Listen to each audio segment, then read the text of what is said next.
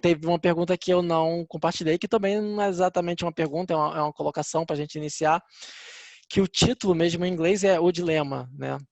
Eu acho que em mais duas traduções também não deixa de ser O Dilema. E aí eu fiquei pensativo, por que o título do documentário é O Dilema das Redes Sociais, né? Todo mundo aqui é de TI, hoje só tem TI, gente. Então, dilema geralmente tem duas opções, né? Opção A e opção B, né? Não sei se vocês lembram do Dilema do Prisioneiro. Todo mundo lembra do Dilema do Prisioneiro? Não lembra? Então depois eu te passo o link, então eu boto no link desse podcast.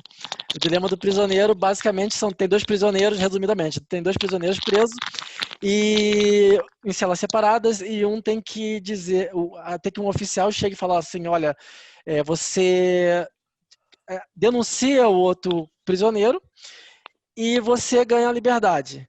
E o outro prisioneiro faz a mesma coisa. E aí alguém tem um dilema moral, tem uma questão moral. Eu não vou dar spoiler para você não, Zana, mas basicamente isso.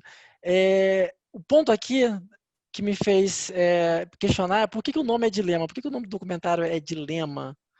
Se tem a opção A, a opção B, ambas opções têm consequências. Vocês pensaram nisso? E aí a gente começa exatamente assim. Vocês pensaram no nome desse negócio? Vocês pensaram por que o nome é dilema? E quais seriam as consequências de A ou de B? Já está aberta as respostas. Eu só queria começar pedindo para a Rosana se apresentar. Por favor, Ela é nova. Temos aqui, é verdade. É a primeira vez que nós temos a Rosana aqui na gravação do nosso podcast. Por favor, Rosana. Vamos lá, eu sou Rosana Soriano, sou colega da maioria do pessoal aqui lá da Unicarioca, né? E, bem, fazia parte do Carioca Dev desde lá da época da faculdade, retomamos contato, troquei uma ideia com o Wagner e com o Jonathan, falaram, a gente tá com um podcast, e aí, o que você acha? Falei, vamos cair dentro. E daí, batendo um papo com eles, estamos aqui. Bem, assim como todo mundo, também sou da área de TI, né? Apesar de a maioria, eu acredito que foi para a parte de desenvolvimento, fui para a parte de redes, né?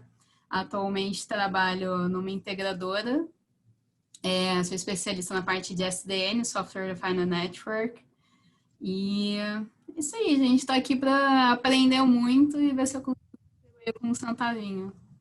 Legal, Rosana, seja bem-vinda. Então, galera, alguém gostaria de começar falando nesse tópico exatamente? Quais seriam as consequências, quais são as opções que estão aqui envolvidas entre A e B, já que é um dilema, e quais seriam as consequências de um e de outro? Essa é uma coisa que eu não coloquei aí nos tópicos. É mais para gerar um insight mesmo de a gente ficar mais natural as coisas aqui. Quer dizer, não que não seja, né? Mas qual é a opção A e qual é a opção B que está em oculto aí? E qual seria a consequência disso? Olha, rapaz, é difícil até começar, viu? Opção A e opção B. Eu acho que não tem nem só duas opções aqui, não. Se você falar opção A, opção B, você vai estar falando ou com redes sociais ou sem redes sociais. Você imagina o mundo hoje em dia sem redes sociais? Eu não sei se... Você imagina... Lógico, a rede social trouxe todos os problemas que o documentário traz, informa. Que, por sinal, se você acompanhasse o Unicarioca Dev, você já teria visto parte desse documentário há 2 anos atrás na apresentação do Jonathan, entendeu? Sim, eu lembro, eu gravei isso. Eu gravei a apresentação do Jonathan. Se você tivesse visto isso há mais tempo, já começaria o documentário entendendo alguma coisa. Já conheceria o Tristan Harris. Sem dúvida. O Tristan Harris você já conheceria, entendeu? Só que, assim, o que ele traz, pelo menos para mim, não trouxe nada de novo. Isso já é discutido há um tempo na área, na área de tecnologia, né? Mas trazer isso para a sociedade como um todo, eu acho que é exatamente o ponto bom. Então, voltando à pergunta, eu não acho que tenha só duas respostas aí, entendeu? O sim ou não. Então, o dilema aí eu acho que fica meio perdido. Não sei por que deram esse nome, não. Alguém tem opinião diferente? Eu também tenho a mesma visão do Petrus. Eu nem queria iniciar com isso daqui, porque é algo já muito forte. Mas eu vi uma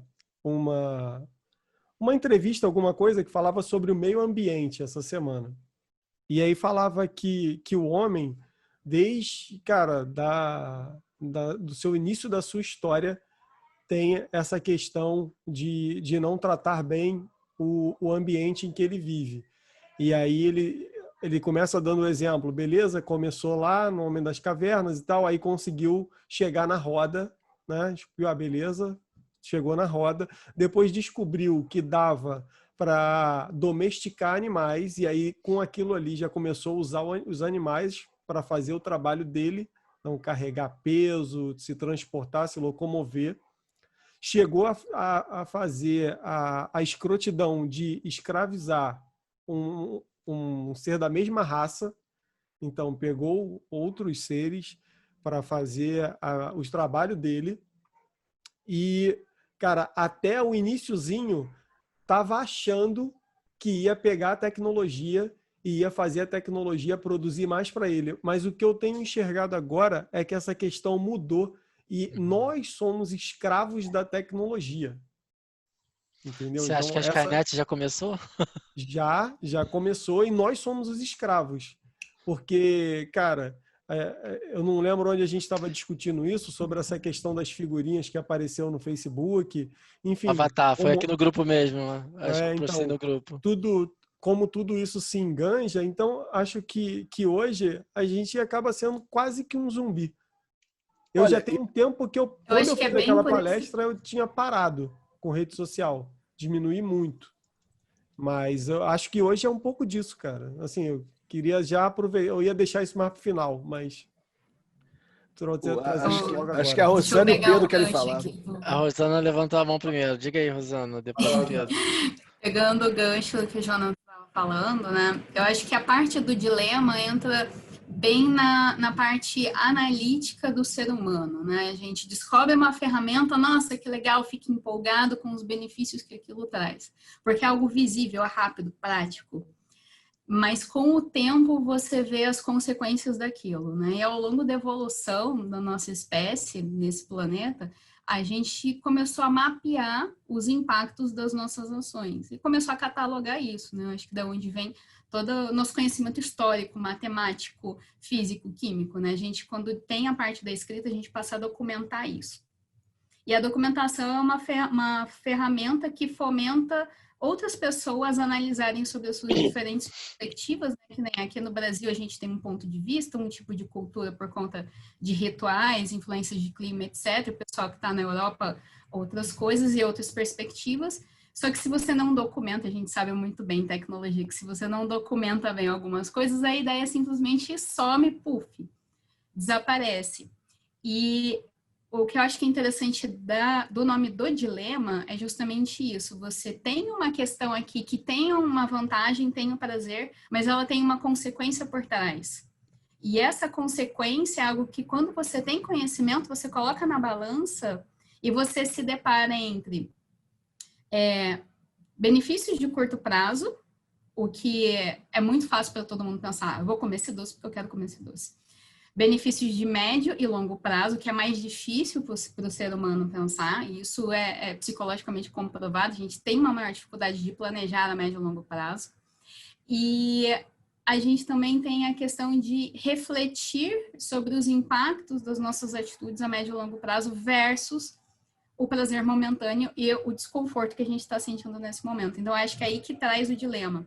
Você tem todo o lado legal que a rede social te traz. Estou com os meus amigos, estou vendo avatarzinho, estou vendo minha avó, meu tio, meu não sei o que lá. Se eu sair da rede social, o que eu perco com isso? Putz, vai me causar um desconforto muito grande, vou perder contato com um monte de gente. Mas, poxa, eu estou sendo usado. E agora, de novo, outro dilema. Eu deixo eles me usarem, até que ponto ser usado, até que ponto... O que é liberdade?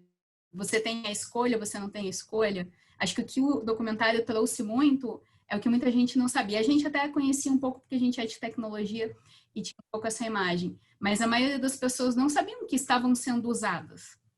E aquele negócio, uma vez agora que você sabe que você está sendo usado, o que você vai fazer a respeito?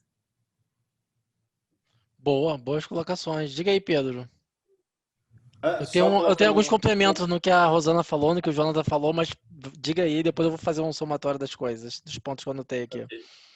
É só uma coisa contra um pouco o que o Jonathan falou. Nós não somos escravos da tecnologia. Nós somos escravos de outras pessoas pelo meio da tecnologia. Tecnologia por si só ela não é nada. Contribuindo muito com o que a Rosana falou, assim, hoje, basicamente, o ser humano ele tem duas possibilidades. Ou ele corre em direção ao prazer, ou ele foge da dor.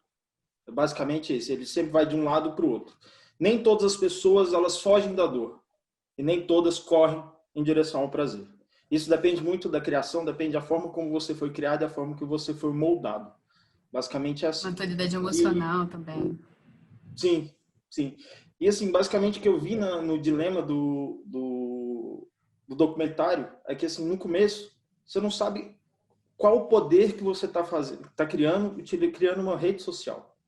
É igual você criar um fotolog que era só para compartilhar vídeos, ou fotos. Ou o YouTube, que era para compartilhar vídeos. Hoje, o que o YouTube faz é muito mais do que as pessoas esperavam no começo. Porque fizeram essas tecnologias, tenho minhas dúvidas se eles tinham esse tipo de pensamento do poder que iria alcançar. Uma vez que você alcança, uma vez que você tem a coleta de informações, cara, as informações até certo ponto ela te ajuda. Ela ajuda o mercado local, ela ajuda as empresas, só que hoje ela está indo para um outro lado. Eu estou te dando a liberdade de você expor opiniões, de você falar sobre política, religião, expor sua vida particular, mas em contrapartida você está entregando valor. E é um valor muito grande para várias empresas. E com base nisso você consegue definir para que rumo que o país vai. Por exemplo, a Analytica, por exemplo, a Cambridge Analytica, o processo que ela fez para a eleição do Trump. Muito Olha, grande. vai entrar em outro assunto nisso aí. Isso aí dava um outro podcast e assim, eu estudei muito isso aí. Eu entendo o seu ponto, Pedro, mas assim, eu acho que na parte do Jonathan, o que ele quis dizer que nós somos escravos da tecnologia é que a parada já está viva. Eu acho que o Jonathan falou mais no ponto de que os próprios engenheiros mesmo que trabalharam em certas coisas das mídias sociais, eles fizeram experiências, acabaram fazendo modificações no comportamento humano. E eles fizeram isso no algoritmo. O algoritmo está vivo, já está tomando essas ações. E eles saíram de cena. Então o algoritmo está continuando com as ações. Então as pessoas que foram afetadas por isso, elas se tornaram escravas. Eu acho que é mais ou menos isso, né? Não, Jonathan, que você quer dizer? Porque o algoritmo está vivo, está executando as ações de te fazer ali viciado, preso naquilo dali. Mas não tem gente controlando por trás, não tem ninguém lá indo lá apertando o botão, não, vou botar um novo if aqui. Não é assim. O problema é que ele não foi criado via IA. Alguém teve Olha a ideia só uma coisinha. No documentário tem a Cat O'Neill, que é uma do cabelo roxo, azul, não lembro agora. Ela falou uma coisa que me marcou muito. Algoritmos são opiniões embedded in code, tipo dentro do código. Então, exatamente o que você está falando. Está no documentário também. Aquilo são os humanos, realmente, com as opiniões e com o que eles querem fazer ali, entendeu? Cara, quando o Jonas tava falando, você lembrava dessa cena que eu joguei agora no WhatsApp, que é a cena do Neo, quando ele é acordado da Matrix e ele se dá conta do que tá acontecendo, que ele era uma bateria, ele era uma pilha, na verdade, gerando energia. E aí alguém puxa ele para o mundo real, tira ele da Matrix. Esse é o momento. Para nós de tecnologia, eu acho que não teve nada novo ali. Mas teve um negócio muito interessante no documentário, que é a forma como eles ilustraram para as pessoas que não são de tecnologias entenderem os pontos. Eu achei isso muito interessante. Eu acho que tipo, qualquer um ali foi capaz de entender. Eles fizeram um avatar, fizeram uma simulação ali de criaram 3 personagens para simular que aqueles personagens são os algoritmos das pessoas, da vida das pessoas. Eu acho que isso que abriu os olhos das pessoas.